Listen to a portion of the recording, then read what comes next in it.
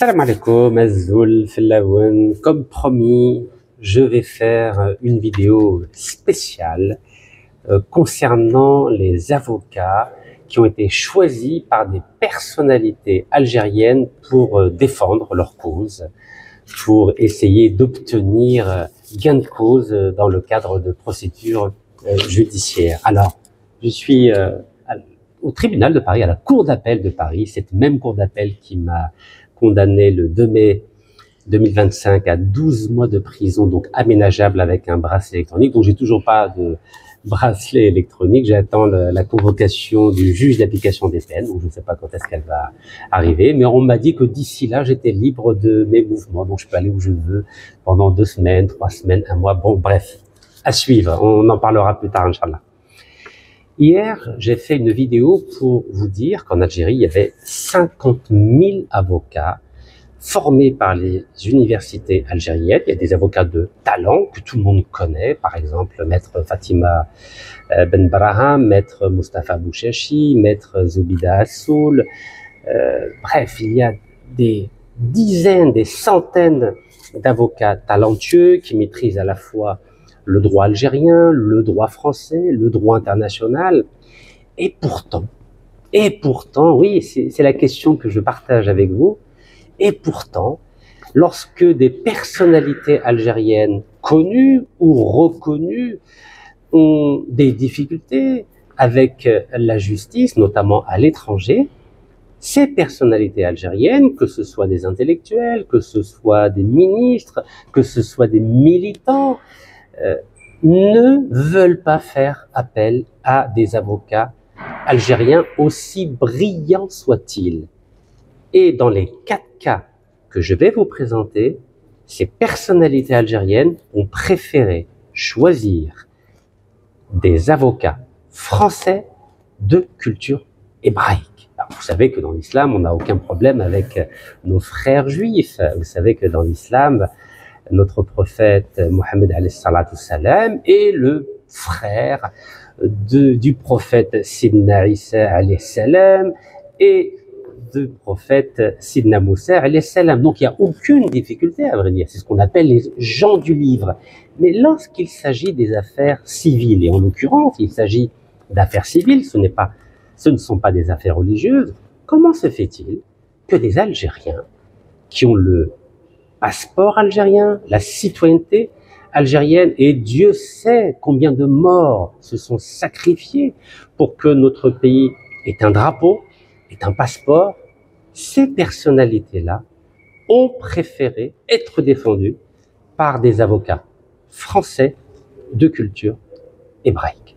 Alors, je vais vous citer 4 affaires. La première affaire, c'est celle de l'ancien ministre de l'Industrie, M. Abdeslam Bouchouareb, qui a préféré s'entourer de l'expertise d'un avocat qui est connu maintenant en France, qui est un des avocats de l'ancien président français Nicolas Sarkozy, lui-même de culture hébraïque, et qui s'appelle Maître Benjamin Bobot.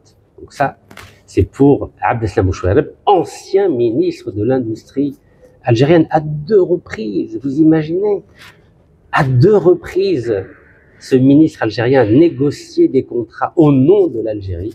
Et quand il a des difficultés avec l'Algérie, au lieu de prendre un avocat algérien, il prend un avocat français de culture hébraïque.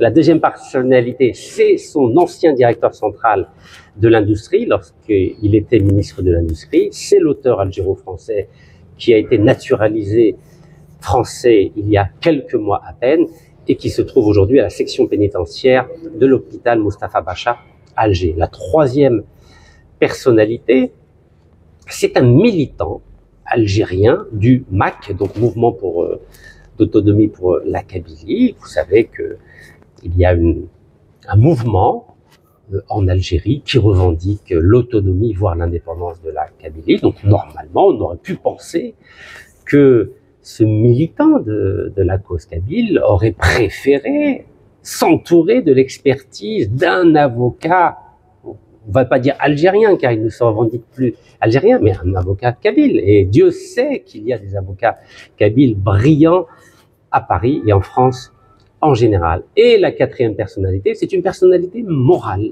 Il s'agit du ministère de la Justice algérien qui a préféré faire appel à un avocat français de culture hébraïque qui s'appelle Maître Kevin Grossman pour justifier, pour obtenir l'extradition de l'ancien ministre de l'Industrie, M. Abdeslam Bouchareb, en Algérie, où il a été condamné à 5 reprises à 100 ans de prison, c'est-à-dire 5 condamnations à 20 ans de prison chacune. Ce sont des condamnations par défaut, et vous savez que si l'Algérie avait obtenu l'extradition d'Abdeslam Bouchareb, cet ancien ministre de l'Industrie aurait été à nouveau jugé à partir de zéro par les tribunaux algériens. Donc pour information, l'Algérie avait déjà obtenu en 2013 l'extradition de l'ancien homme d'affaires algérien Rafiq Khalifa, avec qui j'ai passé 6 mois à la prison de Chlef. C'était en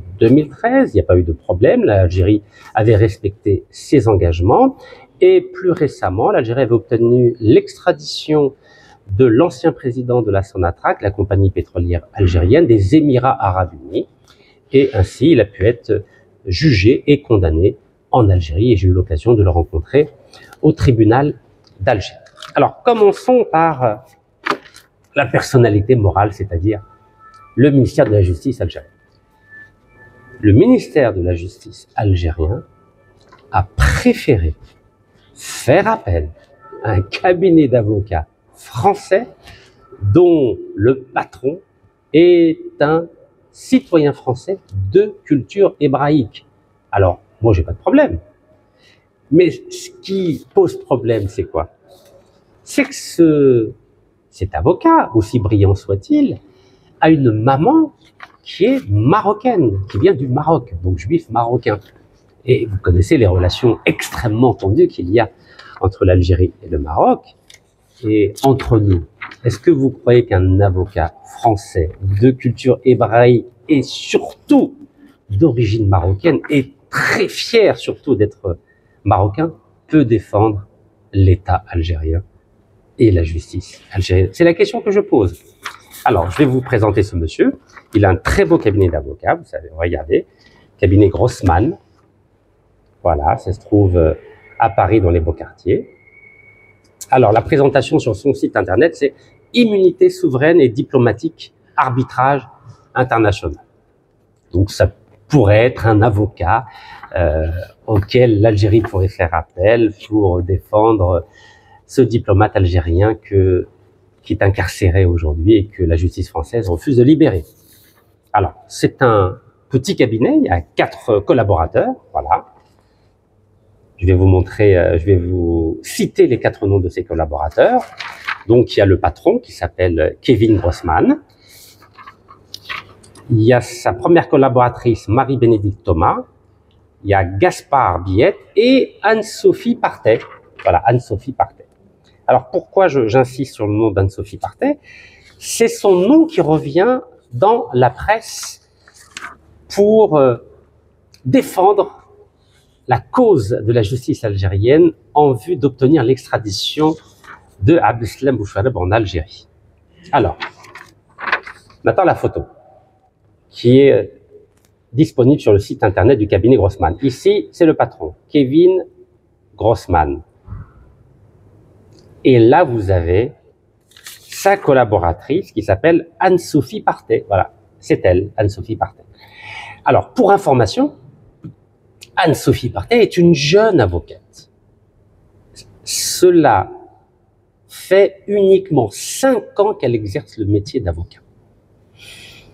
Alors, j'ai rien contre les jeunes avocats, mais quand on s'appelle l'Algérie, quand on est le plus grand pays d'Afrique, et qu'on a des ressources en gaz et en pétrole considérables, est-ce que la justice du plus grand pays d'Afrique peut confier un dossier aussi sensible que l'extradition d'un ancien ministre de la Justice à une jeune avocate qui a 5 ans de métier seulement? Vous savez qu'en Algérie, pour être agréé conseil d'État aux cours suprêmes, il faut avoir 10 années d'expérience. Donc en Algérie, cette jeune avocate n'aurait même pas le droit de défendre un dossier au Conseil d'État ou à la Cour suprême. Mais à l'étranger, je ne sais pas. Je ne sais pas qui, au ministère de la Justice algérien, a décidé de confier à ce cabinet d'avocats le soin de défendre le drapeau algérien pour obtenir l'obtention de l'extradition d'Abdeslam Bouchfarb en Algérie. Alors, j'ai bien compris, et vous avez compris comme moi, pourquoi les médias ne parlent pas du patron de ce cabinet d'avocats, qui est monsieur Kevin Grossman. Alors, au passage, il est talentueux, il a très bonne presse, mais la question n'est pas là. Sa maman est marocaine, donc évidemment qu'il y a un conflit d'intérêts, puisqu'il y a une rupture diplomatique entre l'Algérie et le Maroc. Donc évidemment que l'Algérie ne peut pas faire appel au service d'un cabinet d'avocats qui est fier d'être marocain. C'est pas possible, voyons. Ça n'a rien à voir avec ses compétences, c'est pas possible. Et c'est encore moins possible de confier un dossier aussi délicat et sensible à une jeune avocate qui a 5 ans d'expérience et qui ne serait même pas autorisée à défendre un cas à la Cour suprême ou au Conseil d'État en Algérie, car il faut 10 années d'expérience.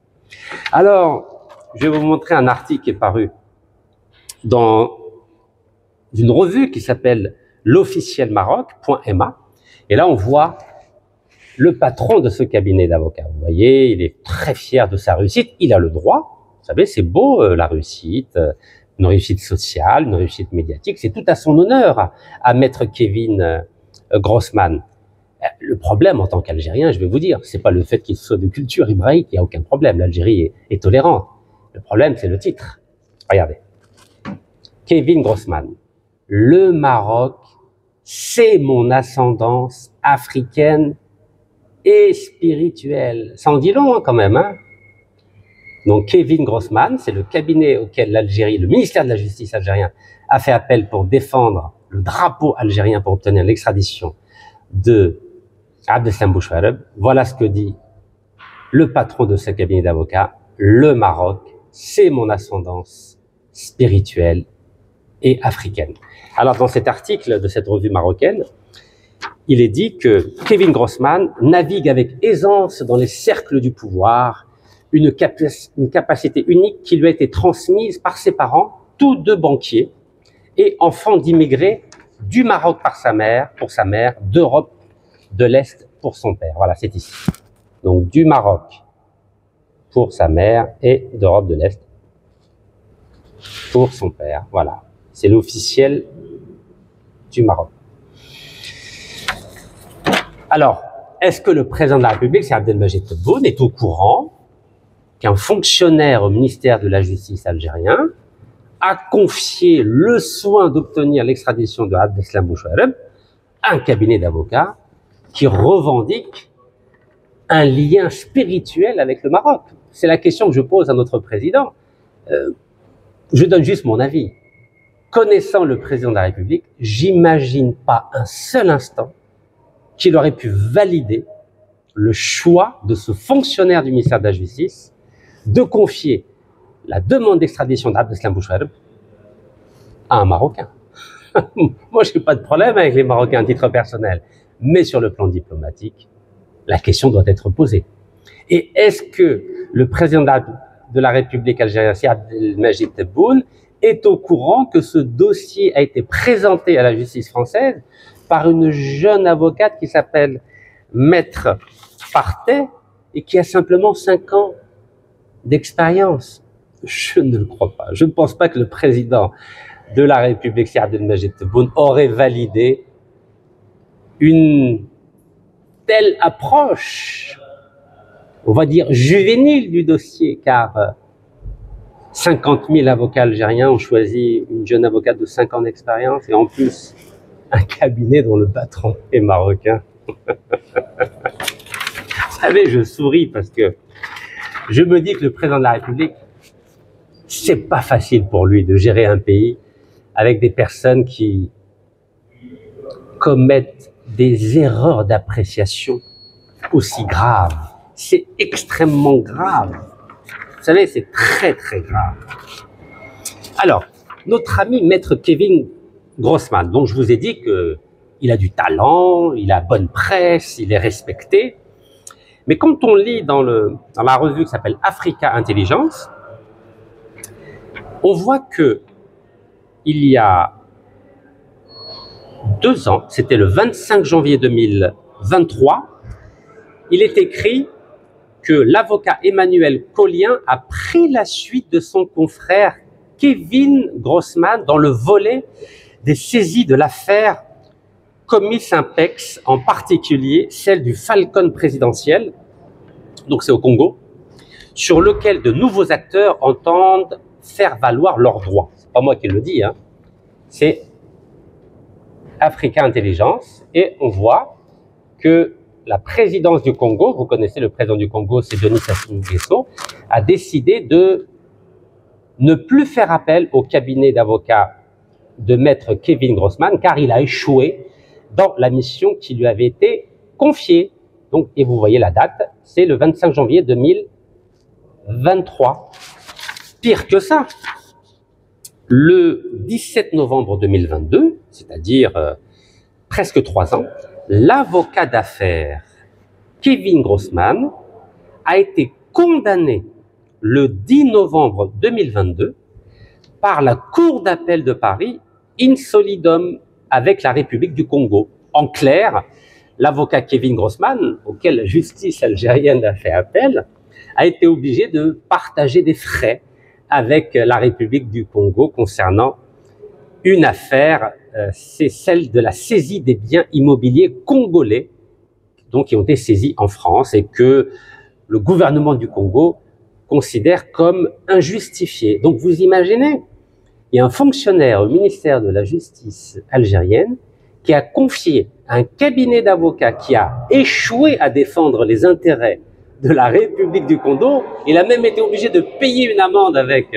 la République du Congo car il avait échoué dans une procédure sur des biens immobiliers qui ont été saisis par la justice française. Voilà, c'est le 17 novembre 2022, regarde. 17 novembre 2022. Donc il est obligé de partager l'addition avec la République du Congo. Et c'est la raison pour laquelle la République du Congo, 2 mois après, donc avec le président Denis Sassou Nguesso, il a dit « c'est fini, moi je ne travaille pas avec le cabinet de maître Kevin Grossman car il a échoué à défendre ses intérêts ». Donc vous imaginez, la République du Congo a refusé de continuer à travailler avec le cabinet de Kevin Grossman et nous, l'Algérie, il y a un fonctionnaire du ministère de la Justice algérien qui a dit « ah ben non, moi je vais travailler avec ce cabinet d'avocats qui a échoué à défendre déjà une affaire avec la République du Congo ». Alors évidemment, il ne faut pas s'étonner, ben, maître Kevin Grossman, mais il a échoué aussi à défendre le dossier d'extradition qui était présenté au nom de l'Algérie pour que Abdeslam Bouchouareb revienne en Algérie et soit jugé en Algérie. Vous savez, moi je défends l'Algérie. Et je vous ai dit, je défends l'Algérie à l'international. Je ne vais pas m'impliquer dans les affaires intérieures. Moi, ce que je souhaite en tant que citoyen algérien, c'est que notre pays ait une excellente image à l'étranger et que nous puissions faire preuve d'excellence à l'étranger. Mais quand je vois qu'un fonctionnaire algérien du ministère de la Justice fait appel au cabinet de maître Kevin Grossman, dont une jeune avocate qui a 5 ans de métier a été chargée du dossier d'extradition d'Abdeslam Bouchouareb et que ce cabinet a échoué à obtenir l'extradition d'Abdeslam Bouchouareb et que ce même cabinet d'avocats, la République du Congo, a dit « je ne travaille plus avec lui car il a échoué », j'ai des questions à me poser sur la compétence de certaines personnes. Ça me rappelle un peu le consul général qui a été nommé et qui est à San Francisco et qui aujourd'hui, depuis 7 mois, occupe un emploi fictif. Il n'est pas capable de louer des locaux pour mettre ce consulat en ordre de marche, comme le brillant consul général que nous avons à New York. Vous savez, quand on aime l'Algérie,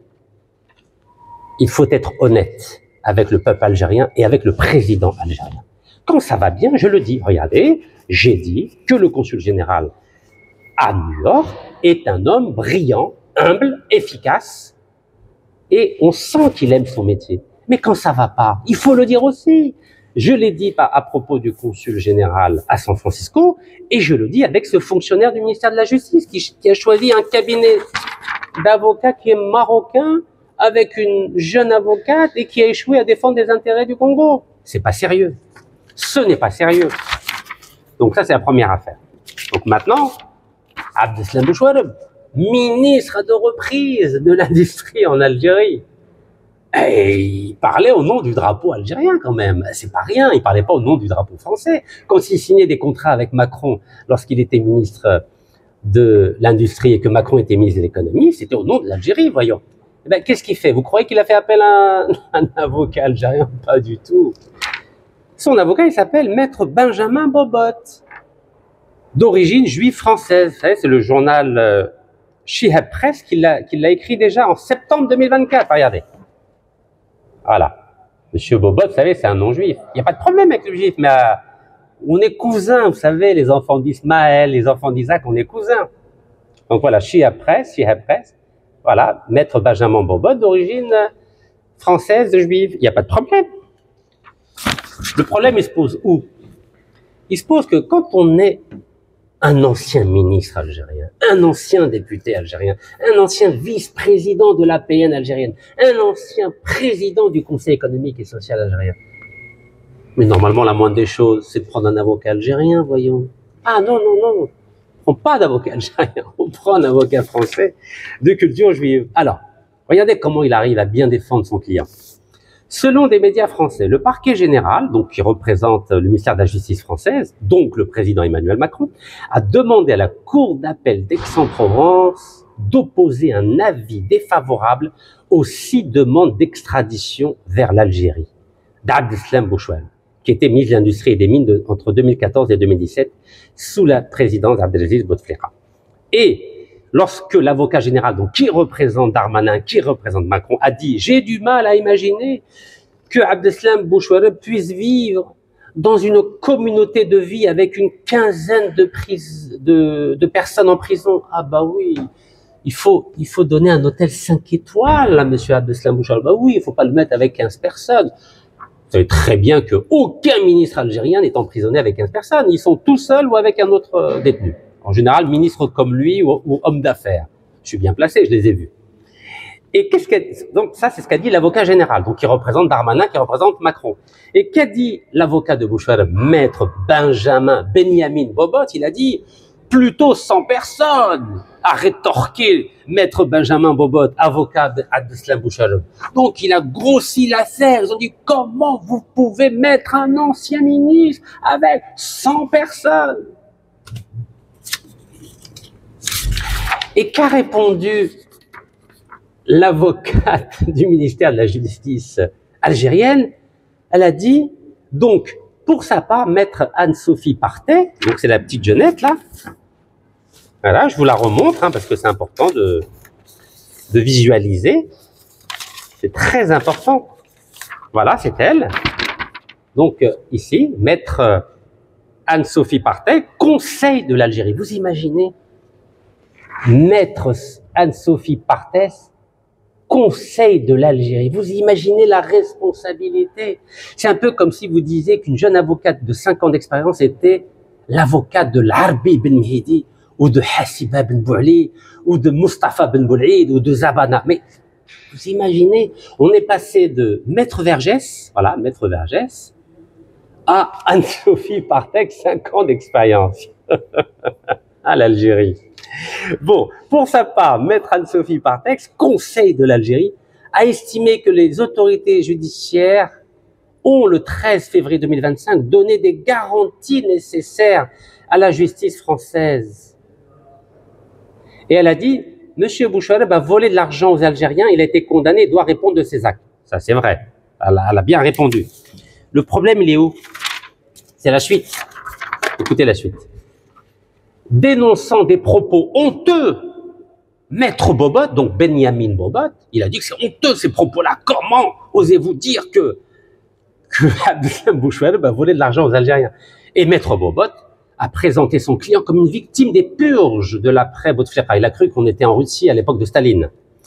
contraint à la démission par le mouvement populaire de contestation du Hirak en avril 2019. Il a juste oublié que Bouchouareb, il avait été déjà viré par notre président actuel qui était chef du gouvernement, Siad El-Majid Tebboune. Et ensuite, regardez ce qu'a dit Bouchouareb. Bouchouareb s'est défendu. Je ne suis pas un voleur, mais un grand industriel. C'est pas magnifique, ça? Un grand industriel. Regardez. Je ne suis pas un voleur, mais un grand industriel. C'est ici. On a l'impression d'être dans une pièce de théâtre. Extraordinaire. Résultat des courses. La jeune avocate de 5 ans d'expérience, dont le patron adore le Maroc, puisqu'il est marocain, c'est pas de sa faute, eh ben, elle a échoué. La France a refusé l'extradition. Donc, de la même façon que notre ami maître Kevin Grossman a échoué à défendre les intérêts de la République du Congo en novembre 2022, ben, il a échoué à défendre les intérêts de la République algérienne le 19 mars 2025, jour symbolique, car c'est la journée anniversaire des accords d'Évian. Vous imaginez la symbolique? La journée anniversaire des accords d'Évian, l'Algérie a échoué en faisant appel à un cabinet d'avocats dont le patron est marocain et dont la collaboratrice, qui a 5 ans simplement de métier, a défendu les intérêts de l'Algérie, de l'Arbi bin Mehdi, de Hassib Ben Douala. Allez, on continue. Alors, Benjamin Bobot, c'est lui. C'est un petit jeune avocat. Mais il est brillant, apparemment. Il a défendu brillamment Nicolas Sarkozy, puis il a réussi à défendre Abdeslam Bouchouareb. Ça a marché. Voilà. Ah là là là là là là. Qu'est-ce que je dois vous dire? Bon, bref.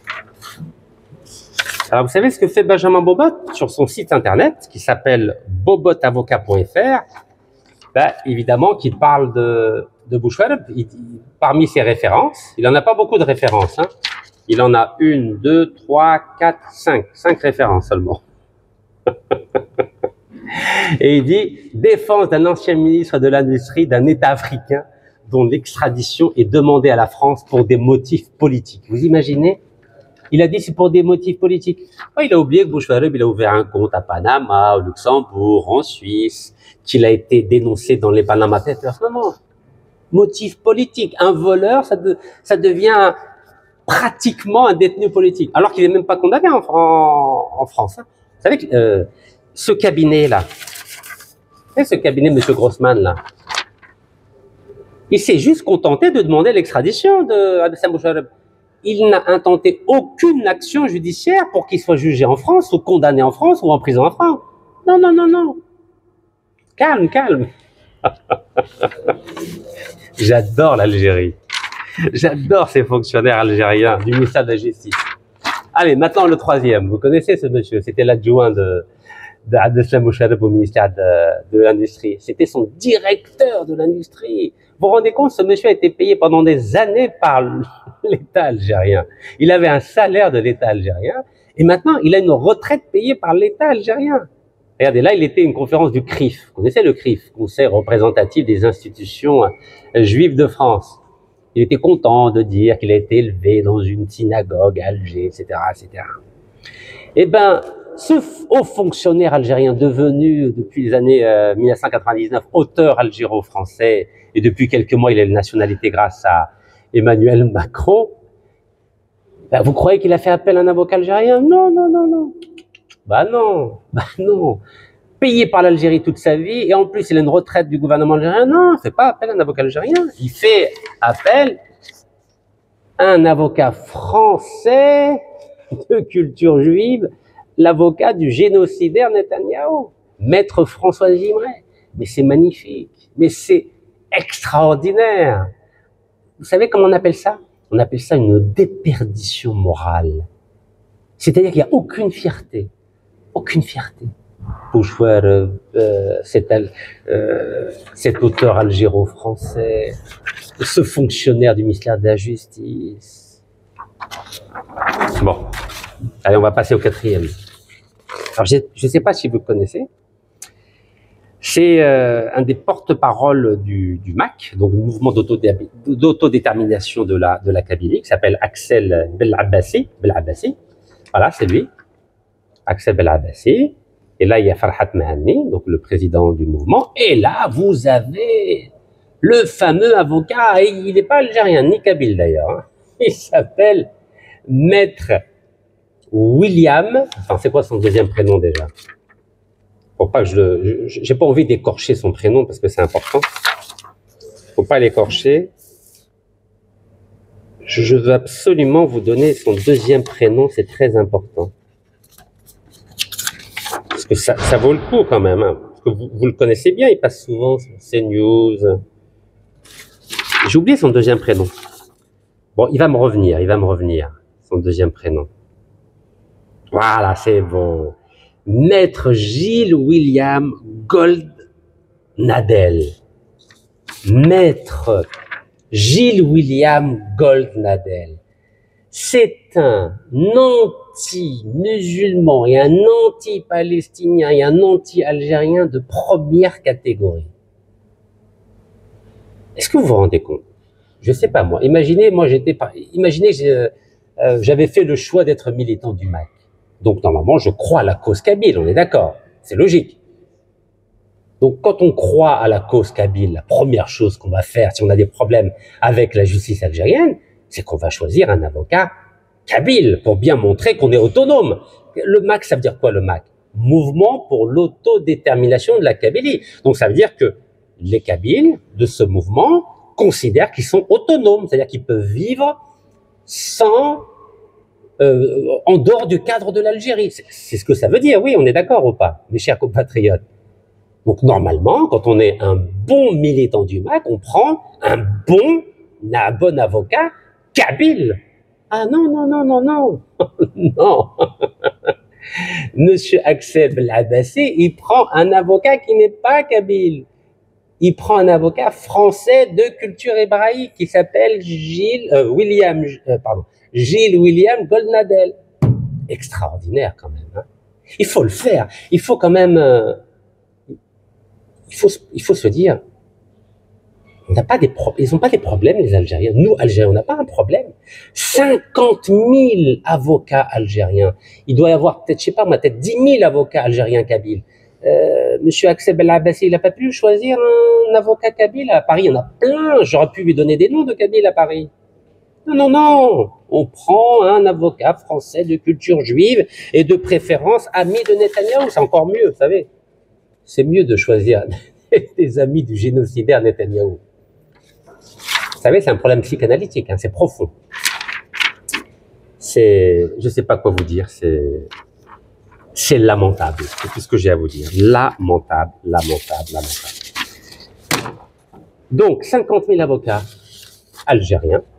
Je vous ai cité des noms brillants. Ni Abdeslam Bouchouareb, ni l'auteur algéro-français, ni le militant du MAC Axel Belabassi, ni le fonctionnaire du ministère de la Justice algérien n'ont choisi un avocat algérien pour défendre leurs intérêts. Les 4 ont choisi des avocats français de culture hébraïque, alors qu'il y a 50 000 avocats algériens, 50 000. Et cette brillante avocate, Maître Fatima Zahra Ben Braham, qui depuis des années défend l'Algérie, depuis des années défend les victimes des essais nucléaires à Ergen, personne ne fait appel à elle. Personne ne fait appel à elle, alors que c'est une vraie patriote. Elle connaît parfaitement le droit français, parfaitement le droit algérien, elle maîtrise parfaitement la langue française. Personne ne fait appel à elle. Ces 4 que je viens de vous citer ont préféré, les 4, choisir des avocats français de culture hébraïque. À quoi ça sert d'avoir un drapeau algérien? À quoi ça sert d'avoir sacrifié 1,5 million de morts pendant la guerre de libération? À quoi ça sert d'avoir sacrifié 5,5 millions de morts depuis 1830? À quoi ça sert d'avoir un drapeau? À quoi ça sert d'avoir un passeport si ces Algériens qui sont des personnalités, que ce soit militants, que ce soit gouvernementaux, que ce soit intellectuels ou que ce soit des fonctionnaires du ministère de la Justice, comment on peut accepter ça? Et c'est la raison pour laquelle je demande au président de la République, c'est Abdelmajid Tebboune, d'interdire de faire appel à des avocats étrangers pour défendre les intérêts de l'Algérie. Et c'est la raison pour laquelle je demande au président de la République, si Abdelmajid Tebboune, de faire la même chose que le président du Congo, M. Denis Sassou Nguesso, qui a décidé de ne plus faire appel au cabinet d'avocats de M. Kevin Grossman, car il a échoué à défendre les intérêts de l'Algérie dans le cas de la demande d'extradition de Abdeslam Bouchareb. Car je considère que c'est une insulte au peuple algérien que de laisser une jeune avocate qui a 5 ans simplement d'expérience défendre les intérêts du pays de l'Arbi Ben Mehdi et de Hassibat Ben Bouali. Rabbi yarham. Barakallahu fikum. Tahiyat Jazair. Allah yarham shuhada.